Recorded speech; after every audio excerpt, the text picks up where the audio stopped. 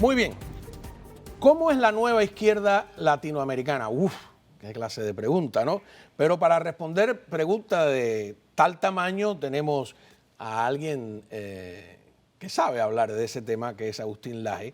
Es un politólogo, escritor, autor de este libro que tengo en la mano, que se titula Generación Idiota, una crítica al adolescentrismo, ¿no? Me imagino que son esos adolescentes perpetuos. Así es. Así. ¿Cómo estás, Agustín? Un gustazo. ¿Qué tal, Juan Manuel? Mucho gusto, gracias por invitarme. No, gracias a Diego Vázquez, el productor, que también es argentino, me dijo que estabas por acá.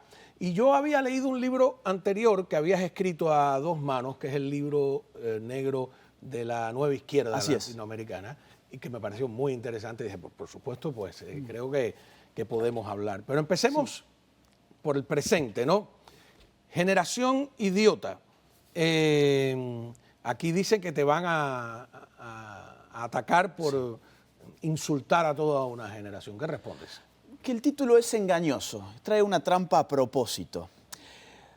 En primer lugar, porque no hay idiotas en una única generación. Los idiotas pueden estar en distintas generaciones. Entonces, si alguien accede al libro pensando que voy a hablar de una generación en específico, ya tiene un problema. Y es que todas las generaciones pueden dar idiotas. Por otra parte, es engañoso porque la palabra idiota no es necesariamente un insulto. La usamos coloquialmente como un insulto, pero yo le trato de dar una profundidad etimológica un poquito mayor y me voy a la antigua Grecia para saber a qué le llamaban idiota los antiguos griegos, que de allí traemos esa palabra. Es muy interesante porque la raíz idio en griego antiguo significa lo que es propio. Y el sufijo tes indica al agente, o sea, el idiota griego era aquel que estaba ensimismado, que solo podía mirarse el ombligo y que pudiendo participar de la política para la conformación del orden común y por lo tanto ser libre, sin embargo, decidía encerrarse en su casa y no tener ningún contacto con el dominio de lo público.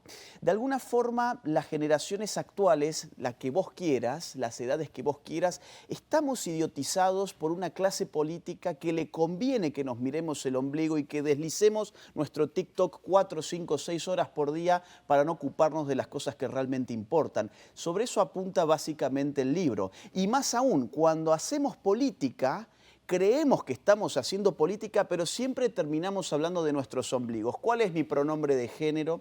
¿Cuál es mi autopercepción? ¿Qué tengo entre las piernas? ¿Con quién me acuesto? ¿Cómo me autopercibo? Son todas cuestiones narcisistas que tienen que ver no con el dominio de lo público ni con ningún espectro del bien común, sino que tienen que ver conmigo, con mi individualidad. Y yo le exijo a la política, por ejemplo, que respeten los demás mis nuevos pronombres de género, que yo sé que en este país están muy de moda, o el llamado lenguaje inclusivo en el resto de América Latina, donde ahora para salvar al mundo hay que cambiar las vocales y cambiar la A y la O por la E, y de esa forma vamos a incluir a todos. Esto es propio de idiotas y de eso va el libro.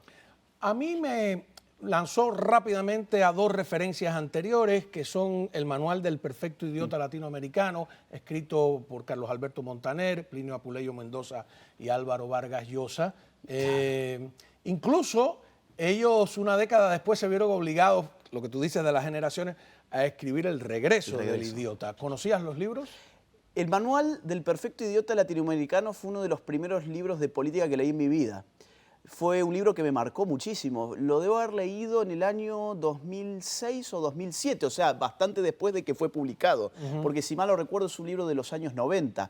Después de ese libro leí El Regreso del Idiota y después salió otro más, Las Últimas Noticias sobre el Perfecto Idiota Latinoamericano. ¿Verdad? Últimas noticias, sí. Las Últimas Noticias. Sí, en efecto es un libro que me marcó y tuve el honor de que Carlos Alberto Montaner hiciera un prólogo para un libro mío que escribí hace 10 años. Qué bien, ¿no? Qué maravilla. En ese sentido, ¿en qué se diferencia tu idiota del de Montaner, Plinio, o sigue siendo el mismo? Este idiota tiene TikTok. Este idiota tiene Instagram, tiene Facebook, tiene WhatsApp y por lo tanto... O sea, se puede volver viral. Eso es, puede viralizar. Hay otro idiota entre medio, o quizás más atrás incluso, que es el idiota de Ortega y Gasset. Cuando uno lee La Rebelión de las Masas, que es un libro del año 1936, se da con un perfecto idiota también, pero es un perfecto idiota que no tiene la posibilidad de idiotizar a los demás. El problema con el idiotismo actual es que lo tenemos frente a las narices las 24 horas del día porque sale desde TikTok y cualquiera puede tener un TikTok. Y está muy bien que cualquiera lo tenga. Sería interesante poder usar TikTok para otras cosas más productivas que para mostrar la comida, bailes y ropa interior. Pero para eso es lo que Occidente está utilizando TikTok. Entonces, sí, hay un cambio que es tecnológico, que está de por medio, que el idiota nunca se ha sentido tan importante él como hoy. El idiota que describe Carlos Alberto Montaner, Apuleyo Mendoza y Vargas Llosa en aquel libro, es un idiota economicista. Es un idiota que todavía confía en que el socialismo puede funcionar. El idiota... Que todavía cree que las venas abiertas de América Latina de Galeano... Cuando el propio Galeano, realidad. Cuando el propio Galeano Renegó. desterró su libro... Pero ahora lo rescató. Y porque le convendrá. Porque sigue vendiendo. Porque le convendrá seguir vendiéndolo. Ajá. Pero hasta hace algunos años también había dicho que él no hubiese escrito hoy ese libro porque estaba equivocado. Bueno, ahora se ve que necesita la pasta y por lo tanto tendrá que volver a... Hay otro compatriota que tiene un libro también emblemático, que es El hombre mediocre, de ingeniero, ¿no? Exactamente. Ajá. Es que toda esa gente describen a un mismo perfil que se conecta a su vez con lo que decía hace un rato de la persona ensimismada. El hombre mediocre, el hombre masa de Ortega y Gasset, son personas que no tienen, por empezar, profundidad histórica. Piensan que esta civilización de la cual gozamos tantas cosas se cayó de un árbol antes de ayer. Y aparte piensan que su opinión, fundamentada en absolutamente nada, sin ningún estudio previo, sin ningún detenimiento reflexivo, tiene tanto valor como cualquier otra opinión. Entonces, ese idiota que ya estaba descrito perfectamente en otras obras, hoy goza de una tecnología que, insisto, lo hace sentir empoderado y le hace sentir más que nunca el centro del mundo. No, y además es importante porque otra cosa que yo veo en los intelectuales latinoamericanos es que todos quieren ser originales. En otras culturas, pues, tener referencias de libros anteriores, Sí. tener maestros, epígonos, pues está bien visto, ¿no? Aquí todo el mundo quiere ser original y todo el mundo se le ocurrió una idea única, etcétera, y tú no haces eso. No. Tú revisas exactamente cómo va pasando generación tras generación. De hecho, cuando ustedes escribieron el libro negro de la nueva izquierda latinoamericana, es una referencia, yo pienso que es profeso del libro negro del comunismo, ¿no? Claro, exactamente. De hecho, eso mismo se manifiesta en la introducción. Oigan, hubo una cosa llamada el libro negro del comunismo que hizo una revisión histórica de qué pasó en el siglo XX, pero la verdad es que no vino el fin de la historia que Francis Fukuyama advertía que llegaría. No, el comunismo sigue existiendo, el socialismo del siglo XXI ha marcado hasta el día de hoy a nuestra región y toca hablar de eso, y eso vamos a hablar en el libro negro de la nueva izquierda. De hecho, hoy en América Latina estamos en una segunda ola del socialismo del siglo XXI. Cuando uno ve el mapa de nuestra región y lo compara con el mismo mapa de hace 2 o 3 años, hoy va a ver que está totalmente pintado de rojo, no republicano, sino comunista. Y va a ver que solamente quedan muy poquitos países que no han caído en la segunda ola del socialismo del siglo XXI, y esos países se cuentan con los dedos de una mano. Mire, Uruguay, Paraguay, Costa Rica, Ecuador, Guatemala, dejemos de contar.